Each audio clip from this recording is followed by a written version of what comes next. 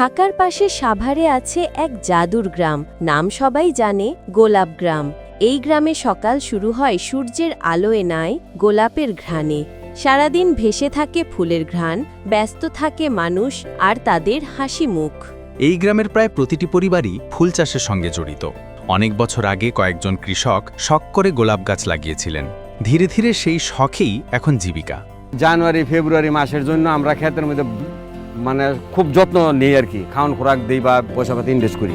আজ এই গ্রামে শত শত একর জমিতে চাষ হয় লাল, সাদা, হলুদ, নানা রঙের গোলাপ। বেসিক্যালি ফুল তো অনেক ফেভারিট একটা জিনিস, তো এখানে সবারই উচিত ফ্যামিলি নিয়ে ঘুরতে আসা। প্রতিদিন এখান থেকে হাজার হাজার ফুল যায় ঢাকার বাজারে, আর সেখান থেকে দেশের নানা প্রান্তে। ফুলও মোটামুটি ভালো বেচা কিনা হয়, 10 টাকা পার পিস। আমরা পাইকারি বেচি এবং এটা শাহবাগে চলে যায় আমাদের এই মার্কেট থেকে। আজকাল এই ফুল বিদেশেও রপ্তানি হচ্ছে।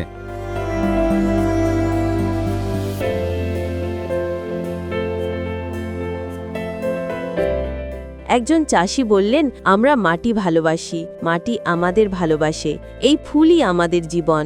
তাদের সকাল শুরু হয় ফুল তোলা দিয়ে, দুপুর কাটে গাছের যত্নে, আর সন্ধ্যায় চলে বিক্রির ব্যস্ততা।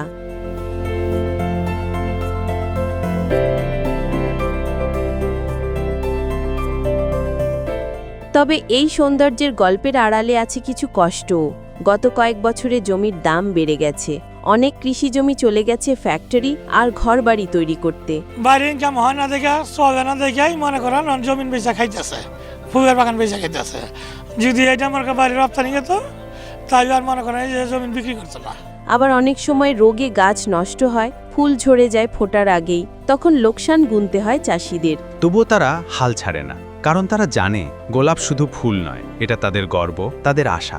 এই ফুলের মাধ্যমে তারা নিজেদের জীবনের গল্প বলে, ভালোবাসার রং ছড়ায় সবার মাঝে। এর আগেও আমি আসছি, আর আজকে আমার কাজিনকে নিয়ে আসছি, তো ভালোই লাগতেছে। একসাথে আমরা গোলাপ প্লাস হচ্ছে অন্যান্য ফুলগুলো দেখছি, এরকম খুব কম দেখা যায়।